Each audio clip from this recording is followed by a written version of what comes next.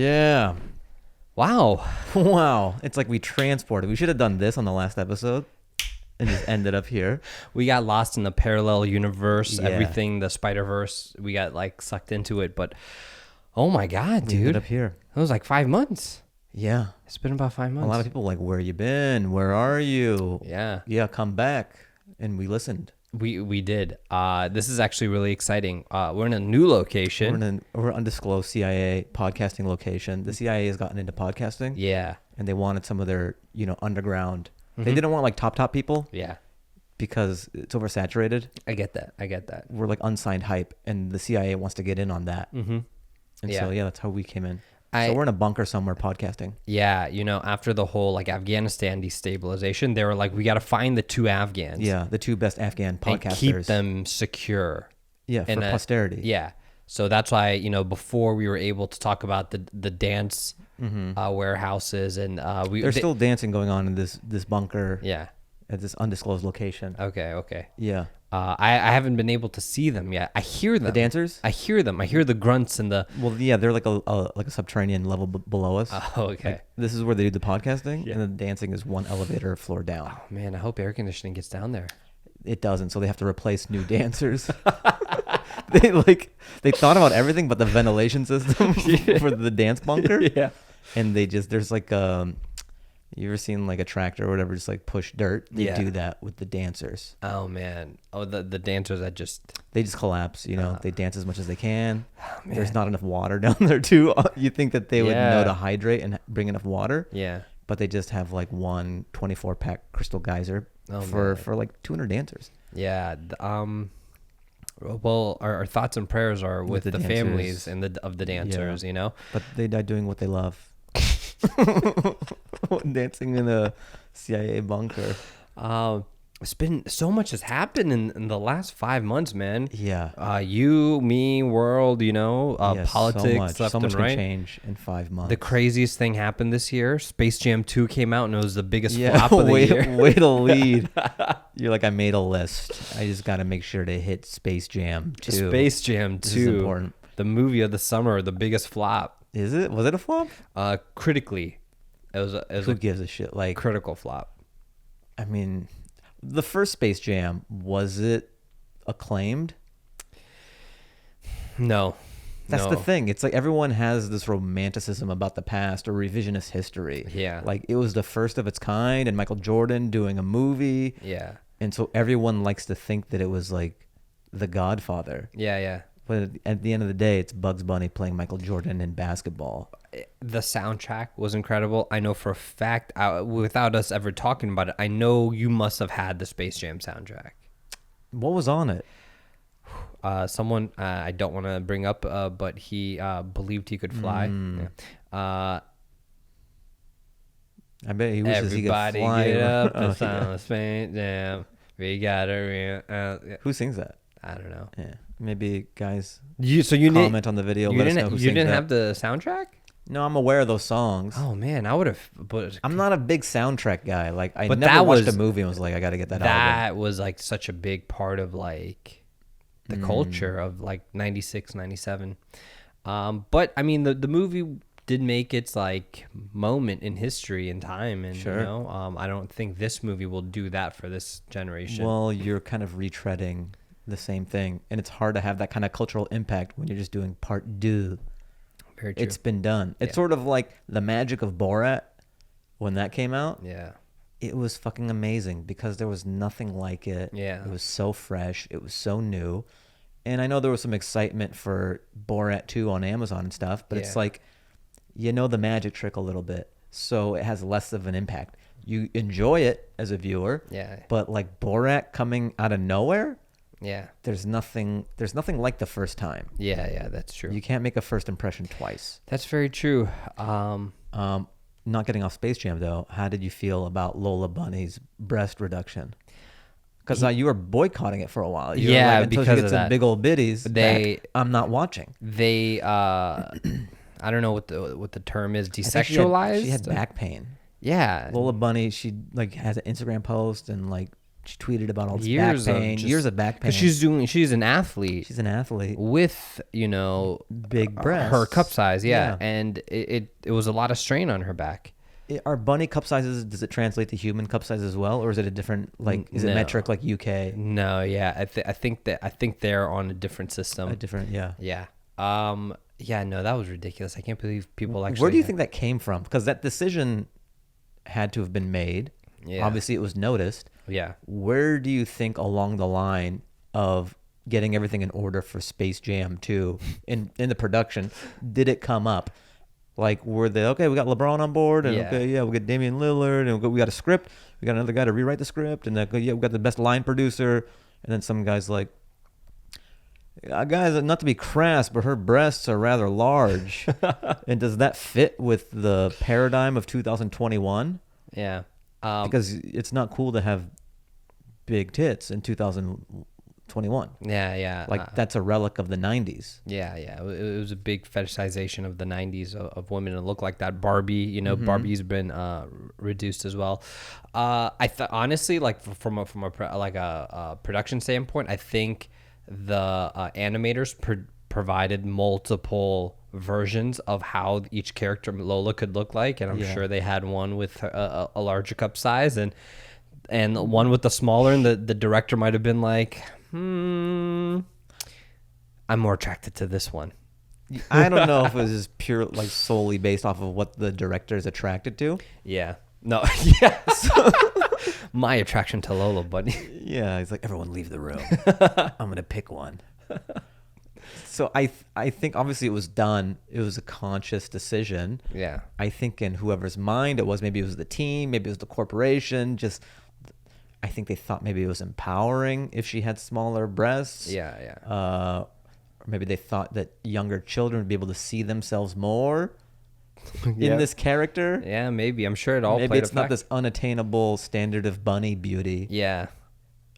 But that's all great. But it's weird when the precedent has already been set. I understand if you're creating a character from scratch, that's what you want to do. But it's kind of odd. And that's why it kind of like blazed Twitter and stuff. To be honest, I don't even remember Lola Bunny's figure in It'd be the like, first one. look, I'm going to remake McGruff the crime dog, but give him a smaller dick. Oh my God, yeah. Because he was packing in that trench coat. That's true. That's why he had the trench coat. That's why he had the trench coat. Just something big enough to hide all that heat. Yeah, and you had to, Yeah, they go, look, McGruff the crime dog has like the biggest schlong. His kids, he's going to demoralize the children. He's there to talk about crime. Yeah. Let's give him a smaller dong.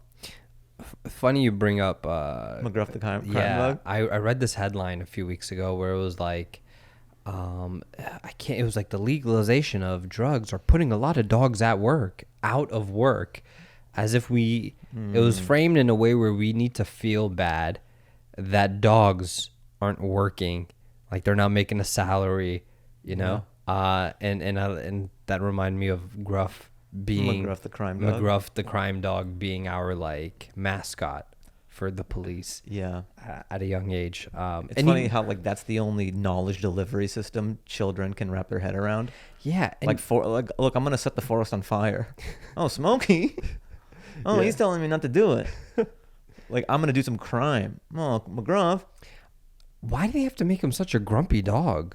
Make him fucking Lassie or Airbud at least. I would, as a child, I'd be like, oh. Yeah, he's too grizzled. Yeah, he's seen some shit. Well, that's why he's the crime dog. Yeah.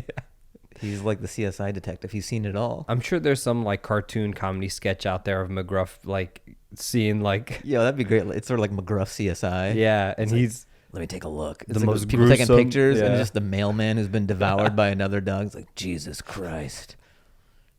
And then he barfs. These are all good ideas. Anyway, a lot's happened. A lot has happened. Britney Spears has been freed since the last time we've spoken. I think people thought it'd be just like it was more black and white. People thought that it was like very black and white, but it seems like there's some gray with the situation. I think they thought that like Britney Spears is just being kept as a slave or something, and she's trying to break free, and she has all her faculties about her, and that's not totally the case. I know there's some conservatorship and Yeah. some shady stuff, but then she also has her own issues as well. Possibly, yeah. Yeah. I wasn't keeping up. I just From pieces that I've gathered. Yeah. So that's one of those things where I just follow the headlines and I don't follow the article. And when I try to retweet it, it's like, are you sure you want to retweet this without reading the article? You know what I've had this thought now, just like with social media being so prevalent, like every civilian now has to be as good as the president's PR person. Yeah. And that's kind of annoying. You know, remember when you could just exist as a civilian? Yeah. It's just so much pressure. You have a day job and you want to like post an Instagram or post a tweet. You have to like comb over every word. Like you're a press secretary. Like, how will this be construed? Okay, maybe it's not worth it if it being construed in any way. Let me just like not even do it. It's just this added pressure. Yeah. Because everyone has a pipe now. That's true. I mean, even recently with like a lot of news, I'm just like, I'll talk to someone and they're like, yeah, so what's going on? I'm like, what's going on? Are you stupid? Yeah. Do you not know? You know, but I catch myself and I'm like, all right, reel it in a bit. A lot has gone on since the last time we spoke. You were in Austin. Yeah. We were over FaceTime. And I'm back, baby. You're back. I'm back. I've been back. Give us a rundown. What happened? What's going on? They kicked me out. They kicked you out of Austin. Yeah. You were taking over? I was taking over. And they were like, you're taking over. The Fahim comedy insurrection. They were like, you're taking all our jobs. You're taking all our comedy jobs. Get out. Yeah. You came The thing down. about Austin is it's still very like left. People think you get into Texas and suddenly it's like Guns and ammo. Yeah. Austin is like shit. It's like LA Junior. Yeah. Oh, okay. So that's what's kind of funny. Sometimes you'll see like LA comics go to Austin. Yeah. And they'll do material like they're in Alabama or something. And you're like, you're in Austin. Yeah. You're in it's like, yeah. So, yeah, it was great. It was fun. I went there when things were so shut down here. Yeah, dude. Because I love stand up and it wasn't really a possibility when it was like super locked down here. Yeah. And then the job I had was over Zoom. So I was like, I'll just Zoom by day and do stand up at night. And it was great. I loved it. Yeah. And I got to do some really cool things while I was out there. Like I got to do Rogan, and then I did those shows with Rogan and Chappelle, and then I got to do stand up a bunch in Austin. Crazy. Yeah, and then things started to open up here in LA. And then it just made sense to come back. The plan was to always come back. Like, I still had my place here, and I just happened to I'm surprised you rent weren't an like apartment out there. Airbnb-ing this or anything. Kind of. I did something. I'm not trying to give a free plug or anything, but landing. It's called like Hello Landing. Oh, okay. Because I just wanted to get there as fast as possible. Yeah. I didn't. And Airbnb will get expensive if you are there for prolonged. Airbnb is good for like a week or 2 weeks. Yeah. But I was going to be there indefinitely. Yeah. You know, because I didn't know when the pandemic would kind of ease up. Mm-hmm. And I just wanted to go into a fully furnished place. I didn't want to like get a lease for a year and like buy furniture and shit. Yeah. I just wanted a turnkey situation. So I was just like Googling stuff, and I found this place called Landing, and they have, so like in every major city, they have like apartments, and it's just fully furnished, and you go there. And so that's what I did. Did you do that with this spot? With what? Your house here? Here? And the home you own in Los Angeles, did you rent that out while you No, were I gone? had it. Okay. That's what's kind of nice is like just the freedom and flexibility. Mm-hmm. Yeah, I just left it open. Okay. And when remember that winter snowstorm? Yeah, and you had to come back. I came back. It was nice to just be able to bounce between the two. Yeah. If you rent it out, then you just don't have that option. Okay. I like options. Yeah. Yeah. You're not stuck there, you know? Yeah, and I was able to afford it just because, you know, I'm doing better now than I was when I first started. So let's talk about that, man. During our break that we were off, the show that you've been writing on premiered. Yeah. And now we got renewed for season two. You're working on that currently. This is true. How's that shift been from Zoom into in-person writer's room? Yeah, because we're going into Warner Brothers now. Yeah. For the writer's room, we're all in person. Oh, that's why. Oh, that's why you've been defending Space Jam because of Warner. Oh, I get that. You know what? This. I'm playing. Oh, it all makes sense. You just standoffish for the rest of the pod. Yeah.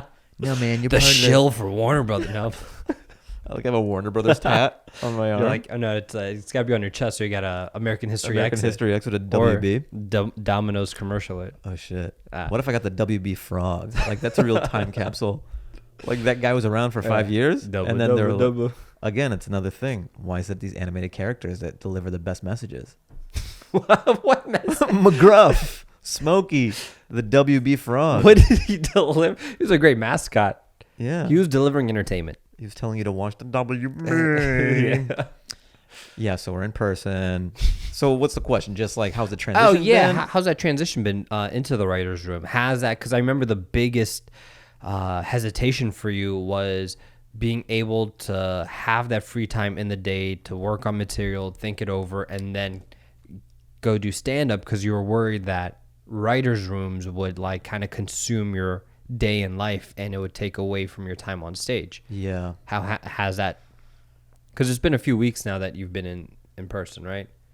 Yeah. Okay, So so- we've been writing in the room for a bit. Yeah, there was always that fear, and that's why I never really explored the writer's room avenue. Yeah. I would just stick to stand up and acting things here and there, and I just respected my time, or I thought my time was precious, and it's just having the freedom to daydream. That's part of the job of a comedian, is just like having the time to think about things. And then the pandemic happens, and stand up isn't a thing anymore. Yeah. It just throws a wrench into things that you would never think would materialize like this. Mm-hmm. And it fell into my lap. You know, we talked about this, where Yeah. a lot of times if you want to write for a show, you have to write a spec script. Yeah. Yeah. Or I don't know, it may have changed now. Maybe now it's like an original script and you send it in, but you basically have to write an episode of a show, Yeah. send it. It's pretty hard to get staffed on a show. Yeah. Especially if it's your first Very true. like writing job. Yeah. So I just never did that. But during the pandemic, I was able to kind of be seen just through my stand-up. So the EPs, the executive producers, Yeah. Dave and Maria, were familiar with my comedy just through my stand-up and sketches and stuff like that. And given the subject matter of the show, United States of Al, about the Afghan. Yeah. My parents are from Afghanistan. I was Yeah. born in Seattle. So culturally, I have some experience and knowledge. Yeah. Being Afghan. Yeah, being Afghan, like with comedy and Afghan, and that's kind of a big part of the show as well. Yeah. Yeah, they offered me the job, so it was like right there and in the middle of a pandemic, and it was like a neat opportunity, and stars aligning to do it. Mm-hmm. And so it was all over Zoom. So the whole time thing it was twofold. It was like there was nothing open anyways Yeah. at the time, and then also, I mean, I forget the second part of it, but like it just made sense because my fears didn't really matter anymore because the world had shut down. Yeah. And I took it, and it was neat. It was cool to do. But there was this hanging question though, because I was doing the writer's room via Zoom, Mm-hmm. and that is not indicative of what it's really like when you're in the room in person. Okay. Get like time commitment and how much you'll be stretched and all that, Yeah. because you have no commute time. Yeah. That's true. So now that I've actually been in the room, it still is possible, but my time is stretched a little more. Like Okay. I'm burning it a bit, but not too much, just because I'm used to having way more time as a stand-up. As a stand-up, you have so much time. Yeah. So it's like when you come up for air, or when you're scuba diving, you get the bends if you come up too fast. Yeah. Yeah. So I was going from having all the free time in the world to being just very busy. Yeah. But it's kind of nice. Okay. I like being busy. You don't have time to like dwell over things. You're just kind of giving the best of you in every moment. Okay. Yeah. And the EPs are very accommodating of my stand-up. Yeah. Like if I need to they let me fly out, like take a Friday off because I had to fly to Minnesota to do shows. Okay. So if I have spots, they're cool. They're cool with that. All right. Okay. That's Yeah. good. Are we going to see you on the show? I actually filmed one episode. As Lance being No, billed? no, Okay. not Lance. Okay. They couldn't get Lance, dude. I hear he's really booked up right Lance now. plays hardball. Yeah. Yeah. Okay. Recurring or just like a... I don't know. Like that's the thing. It's sort of, I think the way I'm not pushing anything. I'm just there to be a writer. Yeah. I don't have any angle. Yeah. Okay. I'm just there to lend my brain in a writing capacity. Okay. But it somehow came up, when you're coming up with storylines, this character came up, and then the EPs asked if I could like send a tape in. Mm-hmm. And so I auditioned, and then they liked it. And Oh, okay. and I guess it's like not that easy for writers to act in the show. There's like a SAG WGA type thing. Interesting. So it had to get approved. There was like some approvals that had to happen. Oh, okay. Yeah, so that was kind of cool that they actually went through the effort to Through make the that unions happen and get that going. because it wasn't as easy as just like hiring a straight up actor who's not writing for the show. Yeah. I was curious to know, because there's this episode that just came out that kind of a portion of it kind of has been talked about. It was the Al and Ariana, and they get into it. So the Afghan interpreter on the show meets an Afghan American girl, and he fancies her, as the British say, and she finds out that he was a translator. Yeah. And she lays it into him and shares sentiments that many Afghan Americans feel. Yeah. Were you heavily writing on that episode? How was that? How has the reception been from the Afghan community? Have you been getting? Because I remember when it first was coming when the trailer came out. Yeah, people were just like, "Oh yeah." Well, I understand it, and like Reza's talked about that. Even Reza's associated with the show is like, I get it because just even me as an Afghan, because Hollywood has gotten it wrong. Yeah. So many times. Yeah. Why would you give Hollywood the benefit of the doubt? Yeah, that makes sense. They're not notorious for nailing it. Yeah. So I understand why everyone's spikes were up. Yeah.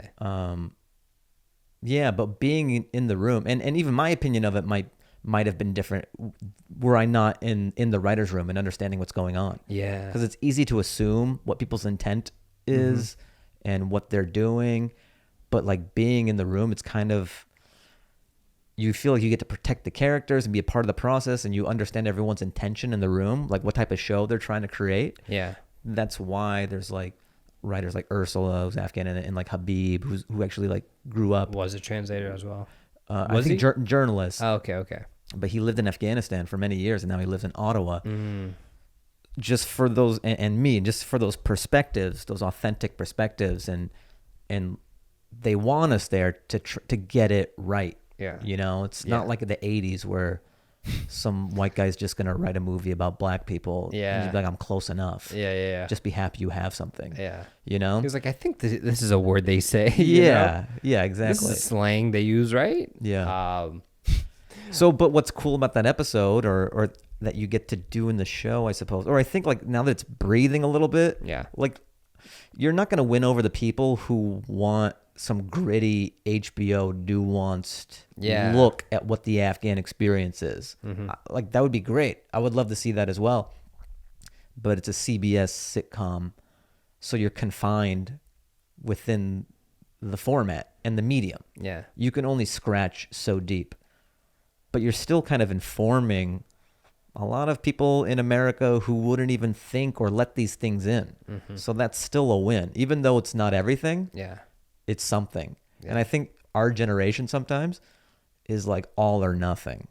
It's like we already have like Afghans, we have nothing really. Yeah.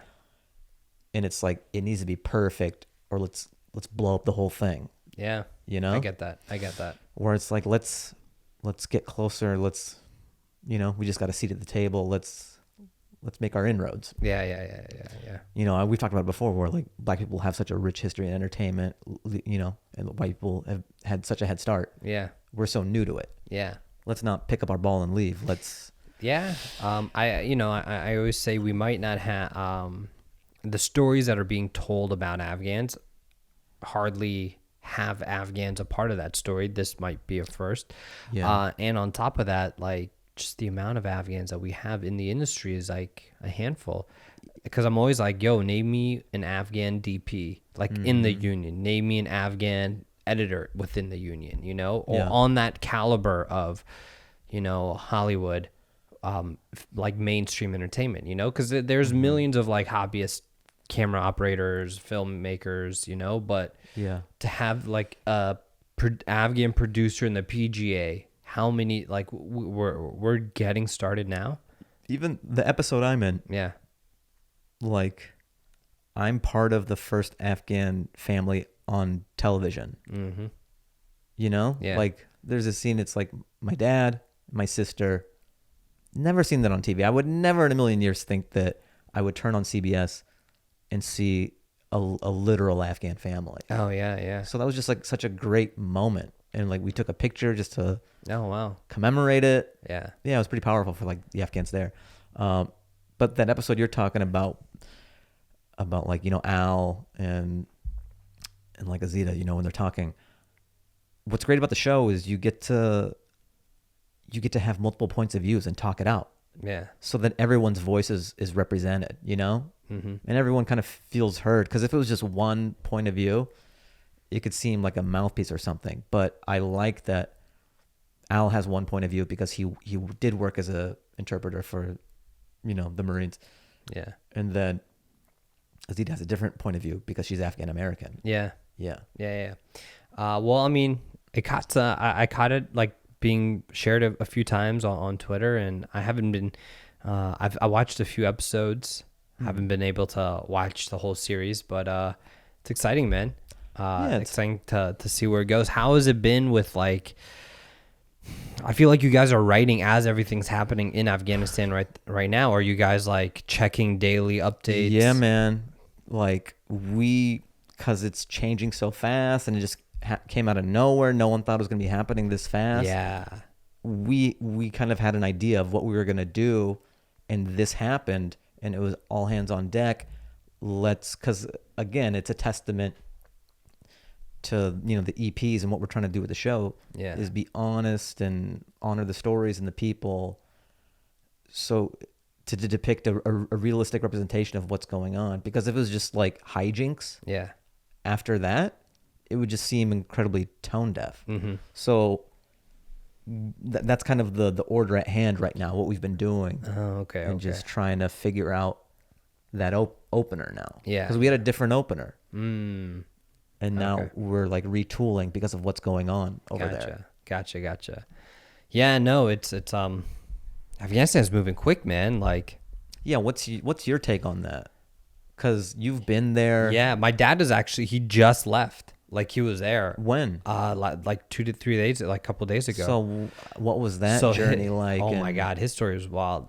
So he's an engineer and he's like this project manager at this historical restoration site, like preservation site of this old 19th century armory in Kabul. So Kabul falls, like leading up to it, like a few days before, I called him. I was like, "Hey man, all these cities are falling one by one. Like, are you gonna leave?" And he was like, I'll wait 2 more weeks." And I'm like, I don't know, man. He was like, "Nah, we'll feel it out." So I'm like, you know what? Let's just book your ticket now, like for next week, and we'll just play it by ear. So I'm trying to find a ticket out for him, like in a week or so, and all the like domestic airlines, the Afghan airlines, are all sold out for the entire month. I'm looking at internet, and usually it's like a $200 flight to Dubai from Kabul. It's a 2-hour flight. So I'm looking at all these other international airlines, Qatar Air, Turkish Airlines, Dubai, like all these airlines are like jacked up their prices from like 200 to like 2,000. So I'm like, God damn. So I finally found him a flight to like India, and I was like, all right. And then from there you can fly to Dubai, and we'll get you a flight home. And this was like a week prior, and all their cities just kept falling in Afghanistan day by day. And just unexpectedly on Sunday, the president stepped down, fled, and the whole country now is run by the Taliban. So everyone's like in panic mode. My dad's like, there's insane traffic. He was like, so I had to like walk. So he lives within the compound, within like the base of the construction site. He was like, I walked from there all the way to like our living quarters, which is like 5 miles down, whatever. And he was like, yeah, I packed up. They got us like a UN charter flight out with the U.S. Embassy and whatnot. And he was like, we had a UN charter flight scheduled to leave Kabul that same day that the Taliban took over at midnight. So he was like, we had a convoy, like a little caravan of like 4 or 5 cars, SUVs to the airport. they get through the chaos of the airport, and a couple airports run.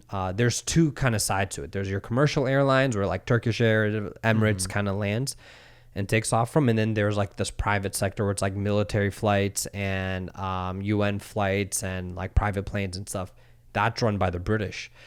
So my dad gets there. The British troops are like, all right, well, we're out. Peace out. Like literally within like the hour, they rounded up. They took off. And the British troops hired the security detail, like these mercenary, like security details to like protect them at the time. And once the British left, the security detail was like, yo, who's going to pay us? Then they were like now like arguing with the airport and like, yo, who's going to pay us? And like a fight breaks out between these guys. And like my dad's like, all right, well, now we're like stuck in a bunker at the airport. All that footage came out of everyone running on the tarmac. Yeah. So he was like, no flights are coming in, no flights are coming out. So he was like, we're just stuck here for like who knows how long. 12 hours go by and they're still stuck at the airport. Meanwhile, the next morning, the Taliban roll up to his work site, and they knock on the door and they're like, all right, well, who's in charge here? And one of the guys who works there was like, Engineer Baluch. Fucking snitch.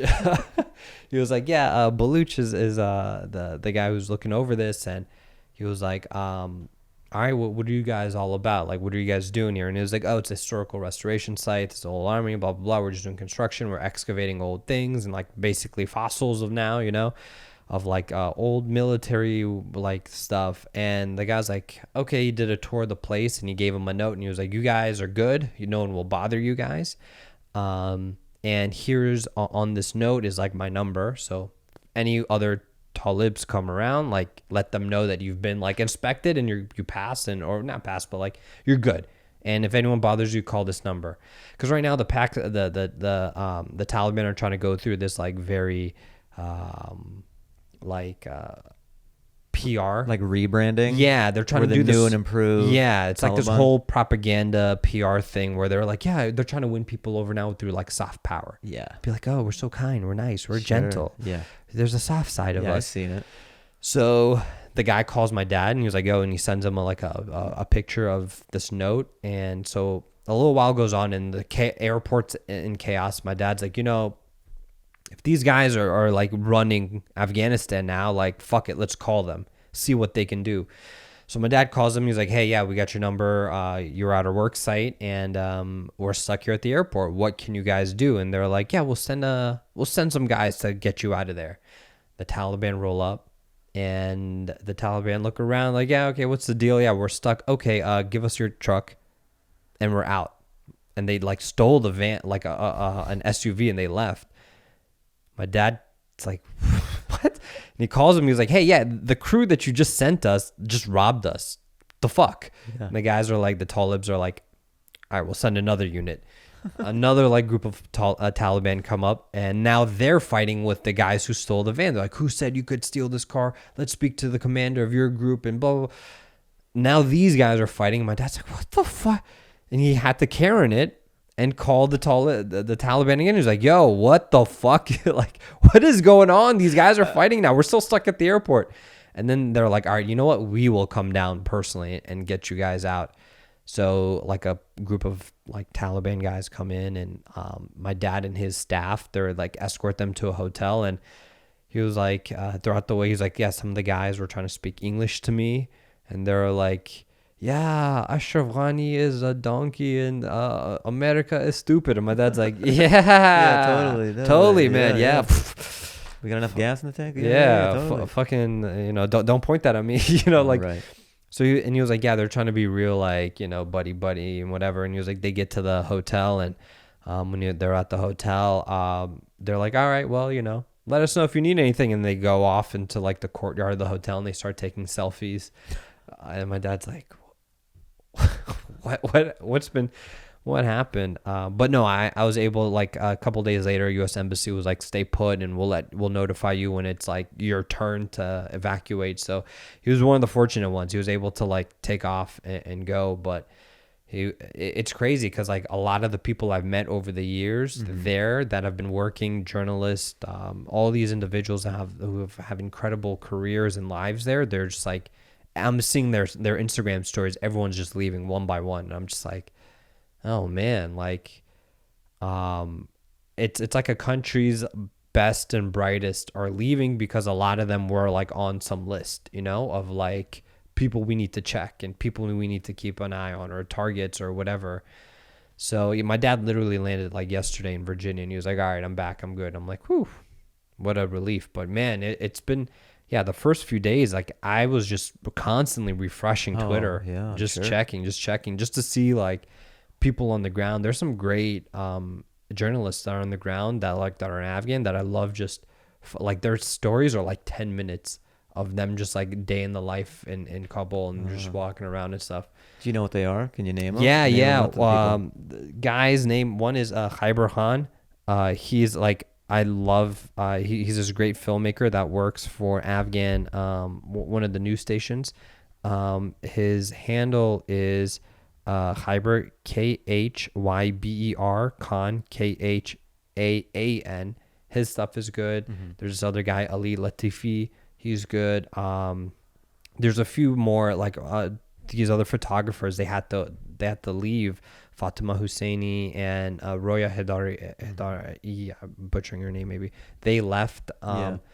There's a few more. There's a lot more. I just can't remember their handles off the top. But and that's for Instagram or Twitter or what? Instagram, yeah, Instagram.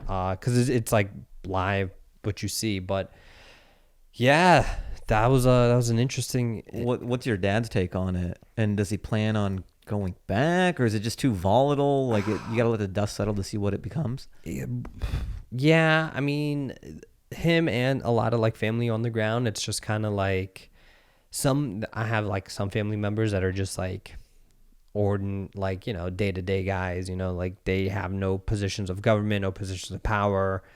No, they're not on anyone's target, you know, so they're kind of just resuming life. But then they're like, with this, these guys haven't studied fucking like economics and finance and trade, and you know, he was like, there's this whole banking system, the economy's crashing, so they're continuing to go to work, but there isn't like the whole economic like struggle right now is what's collapsing. Like banks are closed, IMF's not giving money to, or like allowing like funds into Afghanistan. So there's just a lot of that. And then, but my dad was like, he'll wait it out like a month or two. And he was like, if things just are slightly stable, I'll head back. But now there's a resistance growing up beginning again in the north.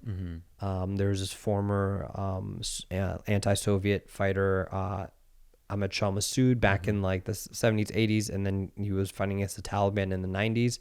His son has like kind of stepped into his shoes, and him and with the former vice president, which he is now, I guess, the president of Afghanistan, have like aligned forces to take back the country. So they're kind of going like city by city and reclaiming it with like a lot of like the Afghan army.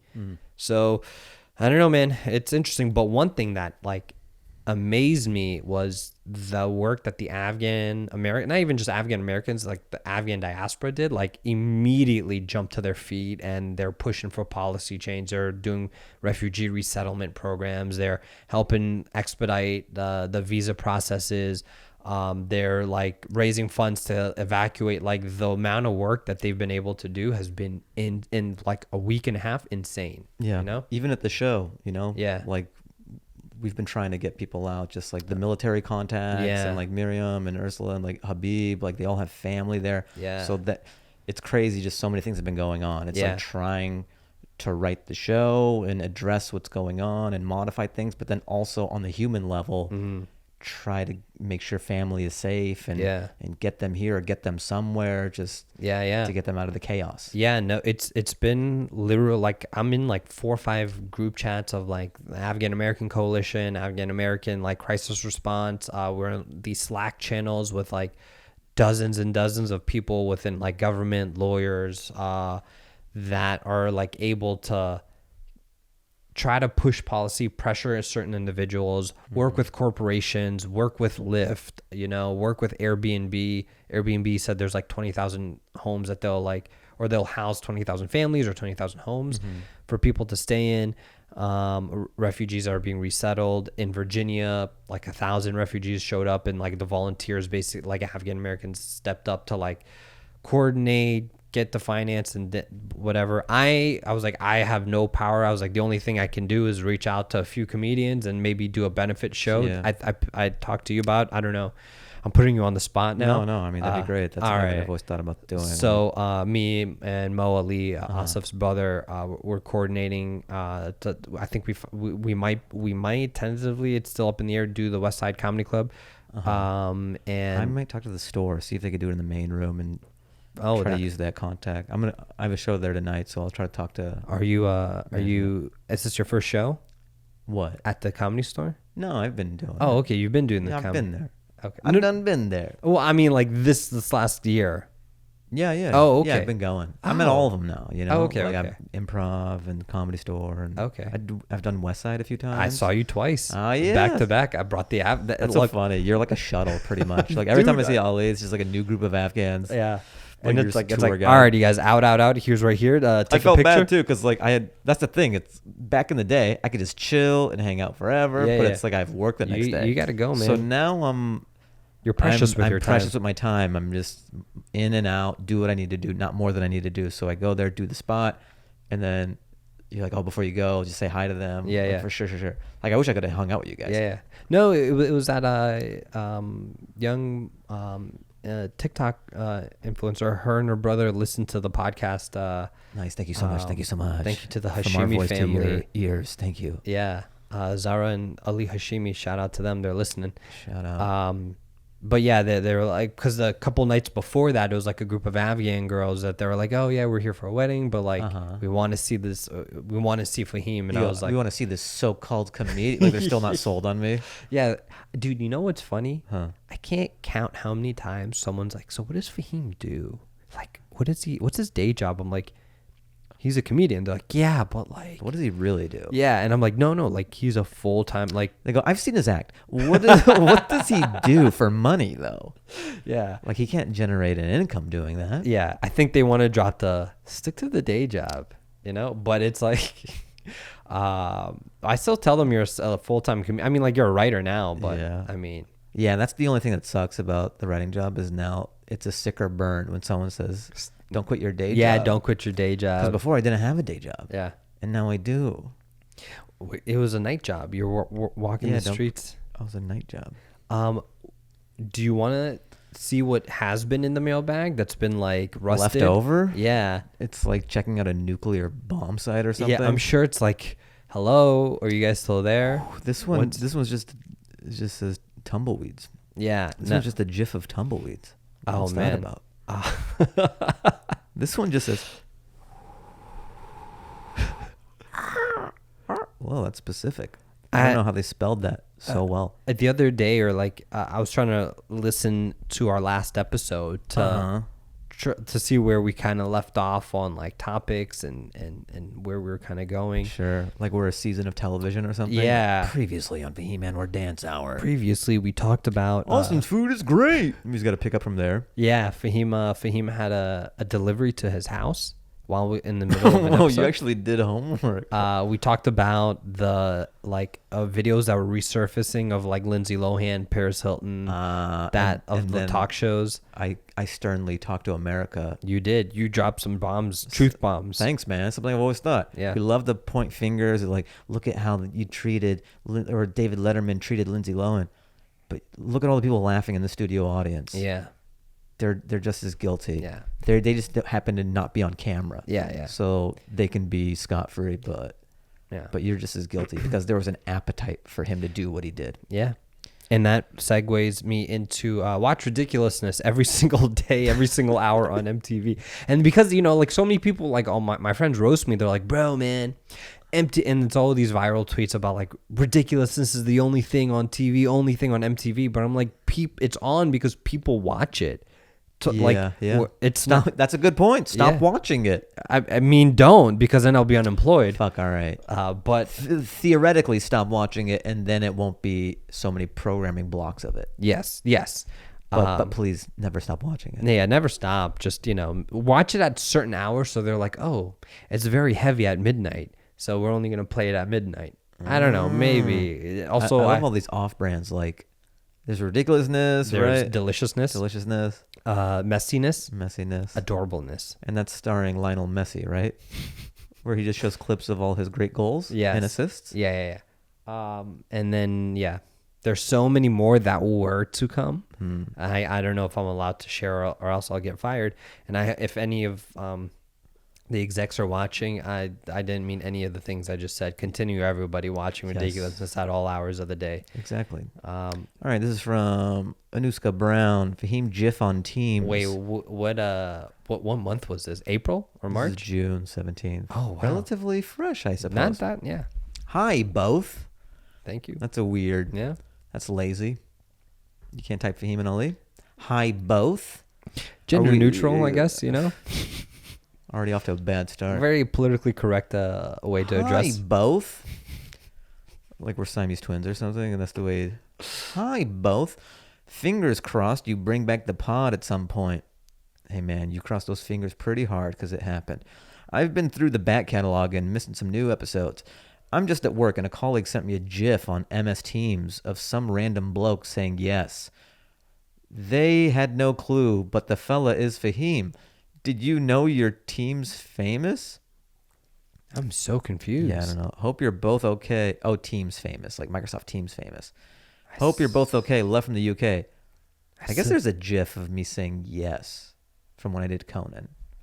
Oh. Yeah, so if you type my name in, like, in the GIF bar somewhere, it might come up. Oh, okay.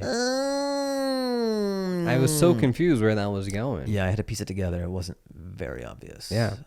Well, thank you for writing in. I hope we fulfilled. Oh, man, you know, I got to dig for this one thing. I got to do this crazy shout out. Sure. But while you dig, because I guess we're both just going to be scrolling and digging in our DMs. So at Ridiculousness, sometimes you just got to, like, you know, we work with like a lot of vendors. So a lot of these like companies kind of like license or buy out these viral clips, you know, and, you know, that's how we kind of get our videos. So we'll go to like some of these bigger platforms. Like if you submit your video to World Star Hip Hop, they own your video now. So we reach out to them and we get the videos through them. But every once in a while, we will have to reach out to just random individuals who have their videos out, you know, or like they posted a video on their TikTok or something. And I reached out to this one individual. Oh, man, I don't remember their name, but I reached out to this individual and their roommate was a Dance Hour listener. Whoa. They were in the same sorority or something out in, like, I want to say Oklahoma. Damn. Or something. And are we hot with the sororities? Oh, man. And she was like, yeah, my roommate sent me the screenshot and was like, is this real from Ridiculousness? And she was like, oh my God, I know these people. Like, I listened to their podcast, you know? So I was like, yeah, and she was like, yeah, I'm a huge fan of the podcast Dance Hour. And I was like, yo, next time I'll give you a shout out on our next episode. Bro, do you think she still listens? Hopefully this pops up in her feed. So I cannot remember your name. I apologize. I can't find your message because it was buried so far back. But I hope you're listening, and thank you for listening. Thank you. This is like a Craigslist misconnections. Yeah. Via Ridiculousness. Yeah. Anyway. All right. From Dace Bencomo, Ali. Sup, guys? I have a quick question for Ali. Have you seen the documentary Zoo by Robinson Decor? If so, what were your thoughts? If not, watch it. It's about people that don't draw any lines when it comes to bestiality. Pretty fucking wild. P.S. I did the diet, and it still is super soft after owning it for so long. I don't know what that means. Also, I bought the iPath to review your podcast and haven't used it since. Should I return it or make fake accounts and spam write reviews? That's a you call. I unless it's the documentary that I think it is, no. this, because I saw clips of people talking about bestiality once, but no, I have not watched this documentary, and I just looking this up right now. I don't think I will watch this documentary. Yeah, it's just because I have a few takes on it doesn't mean I'm. Oh, if you're not familiar with the hot takes, just go back into the catalog and you can hear all the Baluches. Just you're trying to get answers. That's all. You're just throwing questions out there. Yeah. No judgment. Yeah, and you know what? That gives people a chance to visit old episodes again. There's some gems out there. There's some classics. Yeah. I could go further, but let's just start anew, right? Okay. Or should I? Okay. Because I don't know where we left off. We left off around like March or April. Let's see. I think March was like the last go. All right, let's see. I don't think I read this one in the last one. Question for Dance Hour Podcast. This is from Bilal Hussein. Hi, Fahim and Ali. My name is Bilal. I began performing stand-up in 2019. I would like to apply a socially conscious aspect to my comedy. Yet I'm afraid of being preachy and not being funny. Do both of you have any advice on how I can apply aspects of being socially conscious, parentheses, i.e. talking about social topics such as race, class, gender, religion, etc., but at the same time be funny? I have noticed that Dave Chappelle has developed this already, and the late great Richard Pryor was on the cusp of developing this himself before he passed away. Some might say that's blasphemy, whatever that statement right there. Being on the cusp of like it. This Richard Pryor kid, if he stuck with it, he could have really made an impact in comedy. All right, the reason why I want to apply this socially conscious aspect to my comedy is because, for work, I am a professor of sociology in different community colleges in the Chicagoland area. Thank you for reading this. I enjoy listening and watching the podcast. Salam. It's Bilal. so funny to think this guy needs material for his lectures. Like he's workshopping some stuff, first class. Yeah. He was like, I don't perform on stage. I perform in front of a lecture hall. No, he does stand up. He says, I began performing stand up in 2019. Do you think he's lecturing? Only doing it to test material out for his classes? Possibly. Like he doesn't even enjoy stand up. It's just to get some dimes for his lecture to get the students laughing. I have no input because I don't know anything about comedy, but Well, let's see. There's a lot, as white people will say, a lot to unpack here. I think I did a tweet a while ago where I'm like Middle East and South Asian dads are great at packing. Yeah. Like it's all about unpacking. Yeah. In like white culture with Middle East and South Asian family, it's like Marie Kondo. Yeah. How much can you pack into the suitcase? Yeah. We pride ourselves on how much we can pack. Oh yeah. And zip. Oh yeah. And still get it in the overhead bin. Yeah.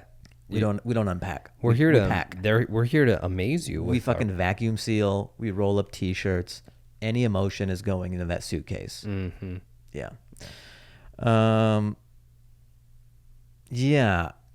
Look, it's great to have those things, but it should come about organically. I'm always driven. I'm a big proponent of. I was also watching. Maybe it was the Comedians in Cars. It was either in Comedians in Cars getting coffee. It was Zach Galifianakis on that, or his interview on Off Camera. Okay. I forget who's the host of Off Camera, but there's these great interviews he does with comedians and actors and just various entertainers. And Zach Galifianakis had this great quote that really stuck with me. And it's, you always want the idea to be in the driver's seat. Okay. If an idea is novel enough and worthy enough, it does everything for you. You're kind of just following. The idea is driving the car. Mm-hmm. If it's hard to do and it's clunky, it's because the idea isn't singular enough. It's not, you're trying to manufacture something. Yeah. And you can glean a little bit of laughs, but it's not like pure cutting truth and comedy. And it doesn't have to be cutting or whatever, but I just live life, and sometimes I get these ideas and I understand. I'm just driven by the idea. Yeah. Sometimes it's a relationship idea. Sometimes it's an observational idea. Sometimes it's something that leans socially, like social justice-y or racial. It's a racial commentary. But I never try to like paint myself into this direction. Mm-hmm. It's what's the idea? Yeah. You're just beholden to whatever the idea you have, whatever that subject matter is. Yeah. To try to force yourself into a subject, I don't think is the best way to approach comedy. Mm-hmm. If you're getting paid for it, okay. Yeah. But if it's about being inspired and just sort of like speaking your POV, then it's just sort of like get the idea and be driven by the idea. Don't try to like manufacture the idea or force the type of style that you want to be. Yeah. There are plenty of styles that I'm a fan of. Yeah. Yeah. But I do a different thing. And it would kind of like fuck up my thing if I tried to be like this thing that I'm just a fan of. Yeah. Yeah. So I would say you can admire it, but don't force it. Yeah. And just let the idea be in the driver's seat. Okay. All right. You don't want to go on like a political rant without the comedy aspect. Because at the end of the day, you're there to make people laugh. Yeah, that's the other thing too, is like, it is this cross-section of, you are there to make people laugh.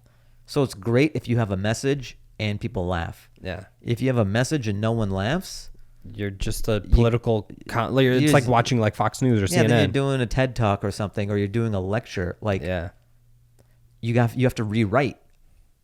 Like, you can still get the message across, but there's a disconnect between what you're trying to say and what the audience is understanding. So refine it, rework it until you can get that message across and the audience laughs. Yeah. And if they never laugh, then drop the bit. Yeah. Or maybe it'll come to you at a later point in time. There have been several times where I just can't get a joke to work and I just forget about it. And then 3 years later, I just figure out the missing link and now it's a great bit. Yeah. You just have these satellites of jokes kind of swimming about. Like the longer you do it, you just have all these ideas orbiting in your brain. And these unfinished bits, sometimes you find the missing link and now they suddenly work. But just trying to hammer a circle through a square is not the best way to do comedy. Yeah. People will be able to tell. People can see through that where it's like...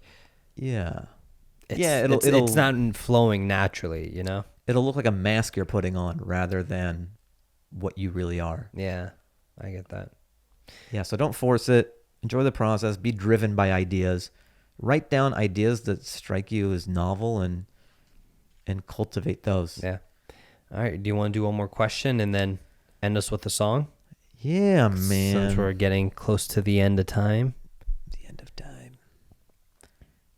The end of time. Oh, man. Well, for those of you who are still watching and listening, thank you. We're sorry we took such a long break, but, life's been going. Things have been moving. Yeah. Fahim's been resettling. Remodeling, and living life, but we're in a good place now. Yeah. But who knows? This could be back weekly. Oh man, can I share what I wanted that I brought up with you a few months ago about like if the podcast does come back? Mm-hmm. I was saying we're like episode 84. This might be 83, 84 or something. I was like, if we hit 100 episodes. On our 100th episode, let's try to do a live episode.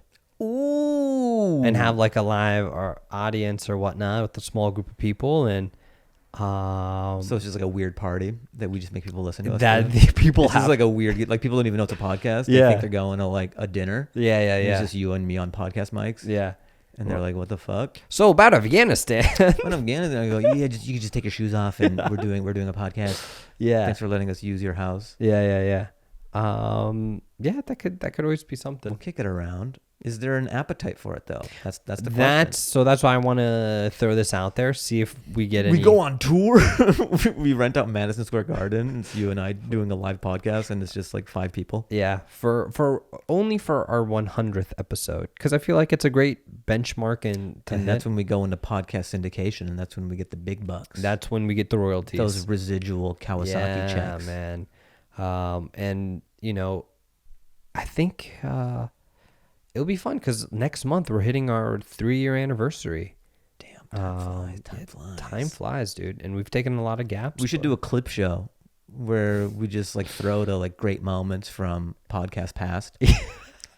Let's take a look at episode 23 when I talked about a burrito I had. Oh, that was great. Oh, yeah. And Well- we just throw to it. We'll pull up all the classics. You know, some of them we don't have a video for, so it'll just be We'll just have a waveform that Yeah. we throw to. yeah. And then when it cuts back to me, I'm crying because I'm so emotional. Yeah. It's like the Friends reunion. Yeah. I'm like, oh God, I love that burrito. It was so good. It was California burrito. It had fries in it. Did you watch the Friends? Yeah. Fun fact, where we shoot the show, United States of Al, is on the Friends stage. Wait, the Friends stage or the Friends reunion stage? Or The it was the same Friends, thing. It's the same thing, dude. Ah. You know where Joey was? Yeah. Gee, I've been there. Oh my God. You know where Ross was? I think so. I've been there. That's You know insane. Rachel? It's historic. I was in. You know Phoebe? Historic. I was there. I think you Hold should. on. You know Chandler? I've heard of the guy. I was in the same studio. I saw You him know, at a restaurant. wait, hold on. You know Gunther? Oh yeah, the barista. I was there. Insane. The same studio. Same studio. Studio 24. You should do a little walking tour and be like, and this is where Jennifer Aniston. Just do it like Aniston- there's a production of the show going on Yeah. and they already know all this shit. Yeah, and be like, this is where Jennifer. And I'm ruining the scenes they're taping. I'm like, Yeah. this is where Joey entered.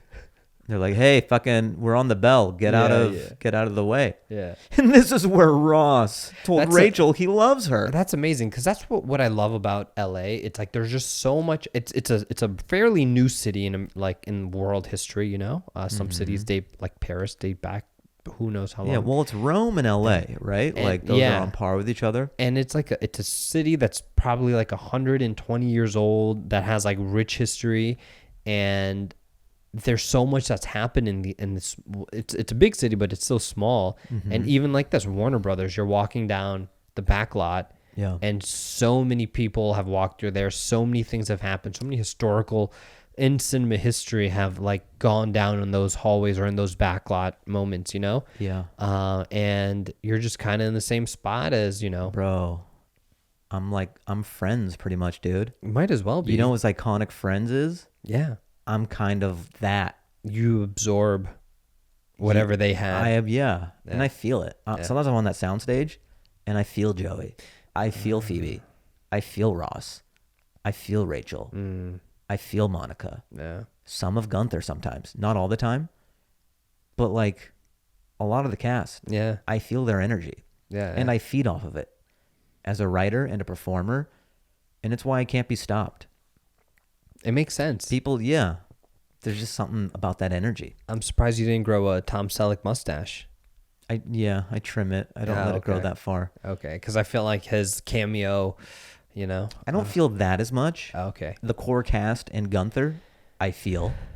Tom Selleck, I don't get. Paul Rudd, I don't get very much of his energy. But like the series regulars, yeah, I get their energy. Did you ever feel Van Damme's one episode cameo? A lot of that, actually. Oh, I get yeah. a lot of Van Damme. Heavy presence. Heavy there. Van Damme presence. Yeah. Yeah. I hear Lance sometimes tries to crash the set to feel that. To feel that? Van Damme Yeah. historical one episode I cameo. heard it like at nighttime when it's closed. Yeah. Like he'll scale a wall like Jackie Chan. And then he'll pull an apple off a tree and eat it. Just to show you how easy it was for him to scale the wall. Yeah. Because a regular human, when they scale a wall, they're like tired and Scraped up. they're scraped up and Yeah. they're breathing very heavily. Yeah. But when you see Lance scale a wall Yeah. and he plucks an apple from a tree, you go, oh, like that. The wall was an afterthought. Yeah. He's eating an apple now with normal breath. Yeah. Yeah. So, you know, the Friends fountain, they have it on the lot. And now they set up, because they did it for the reunion. Yeah. So they moved it to this like little grass patch or whatever. Yeah. Yeah. And now, because we'll walk around the lot during lunch, and it's just like tour tram after tour tram Oh my waiting in line to get their picture with the Friends fountain. Oh my God. Yeah. Well, that's the thing to do. Yeah. I'm surprised after hours when you're done wrapped up, you don't just sit on the edge and just eat a burrito In and the sofa. and just be like, this is where I you know, I've gotten to. Yeah. You just see so many humans do that thing. You don't ever want to do it. Or you just, I mean, I had this thought because I'm walking around the lot and I just see tram after tram, people waiting to get that Friends fountain photo. Yeah. And as much as we like to think that there's free will in the universe and everyone makes up their own mind, you see enough of that that you realize there is a big element, like we are Sim City. Yeah. even with COVID, it's like fucked up. But like when COVID happened, it's like butterfly effect, or you change one thing, you remove this many bathrooms from Roller Coaster Tycoon, something happens. You make people stay inside. Yeah. You get deaths from like people like suicide. They're not contacting people, and they lose that relationship and bond with, and so things affect things. And the Friends Fountain is a microcosm for that. That's true. It's a very convoluted way to be profound, but it makes sense. It makes sense. Yeah. All right. The last thing that we end on, and then we dance our way out of here. All right. Do I do this and then this email and then bounce? Yeah. All right. This is from Alex Barba. All right. Subject heading: Keep it up. I like it already. Fahim, I started traveling for work pre-COVID and was in LA on a Tuesday afternoon. I typically hit a bar when I'm somewhere new and crash at a hotel, but this day I wrapped up early and looked up some shows. Ended up going to the Comedy Store and saw the most killer lineup in the original room I've ever seen to date. Sat up right in front of the stage for $15 plus a couple drinks. I love stand-up. It's one of my favorite forms of live entertainment. I discovered you and Tim Dillon that night, along with some of my personal favorites like Tom Papa, Jeff Ross, and Joey Diaz. You were a highlight of the night, and I started looking you up and saw your special, There's No Business Like Show Business. Whoa. And now avid listener to the pod. Whoa. Just now discovering Lance Ganstopoulos, and it's great. It's like I tapped into a previously undiscovered well of content, and I love it. Just wanted to pop in and say, keep it up. Alejandro, sent from my iPhone. Hey, that's really nice, man. Dude, that's insane. Thanks. Keep getting better and better. That's how you get a lifelong fan. That's how you get a lifelong fan. Yeah. Yeah. Me to him and him to me. Well, do you want to pull up the dance out song? Do you have something lined up? But no, that's amazing, Alejandro. I'm surprised. I mean, he got front row seats, which every time I have guests, I kind of come to a comedy show, I'm like, don't sit in the front, please. Yeah. Like, I'm just... You know what it's like? The people who love comedy and want to sit in the front row, it's like the person who puts their hands up at Splash Mountain. Yeah, yep. You know what I mean? They go, I love it so much, I'm in the front row. Yeah. I don't care. I live for this. Yeah. Go ahead, ask me about my day. Ask me what I do for a living. I dare you. Dude, you know what? That's what we should do for individuals that lack that, like, that want that social interaction. Mm-hmm. They're craving, but like they're robbed of it at home, and they don't have the outlet, you know, to make friends and talk to people. Yeah. Just come to a comedy show. Come to open mic night and sit in the front. You know, I'm beyond open mic night, but like I know, but I'm just saying, like when I was coming up, I enjoyed it. And I think as a comedy fan out there, if you like stand-up comedy, it's something different. It's fun to watch people that connect and people who don't, and there's lessons to be learned from both. Yeah. Like I learned a lot coming up from watching bad comedy. Yeah. Because there's some comics who just like, they just watch their friends, or they just watch good comics. But when you're starting out, watch all comedy. Mm-hmm. Watch the good, watch the bad. Because you're a sponge and you're just soaking it all in. Like you'll learn great lessons just watching everything. Yeah.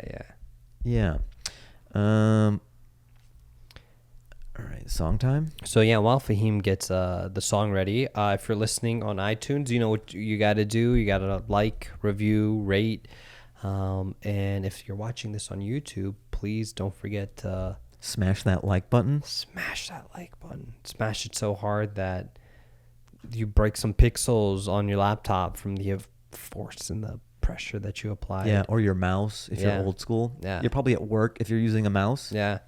I've transitioned to a trackpad, so I trackpad it. Whoa. Yeah.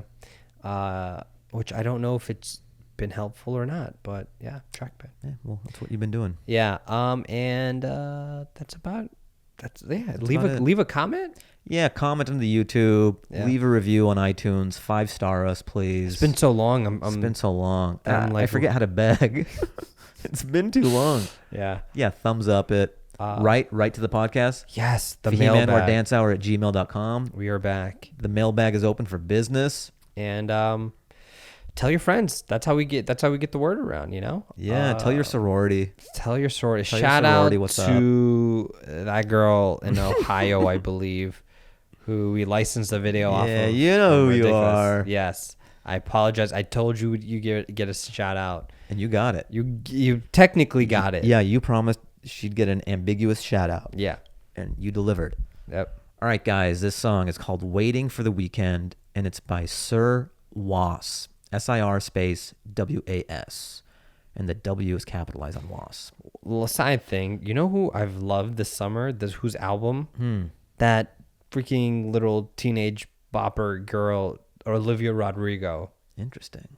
She didn't have to go that hard on Deja Vu. Holy shit, Chris Hansen's coming in the room. No, I'm just kidding. What are you doing here? I swear. Why do you love Olivia Rodrigo? Let me see your TikTok DMs. She said her parents are here. You just have Mike's Hard Lemonade behind the sofa.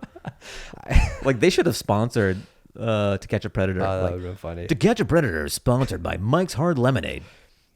It's kind yeah. When you want them to think it's juice, but also impair them, make it Mike's. We should, dude. When you say, we were just talking, Yeah. make it Mike's. There's been a lot of ripoffs of that and like staged To Catch a Predator videos on YouTube. Anyways, that's not the point. Olivia Rodrigo, Deja Vu. Who would want to be the actor in that? Like, hey, do you want to play? We're gonna make it look real, and we're gonna have you be a child predator. Yeah, okay, this would be good for my reel.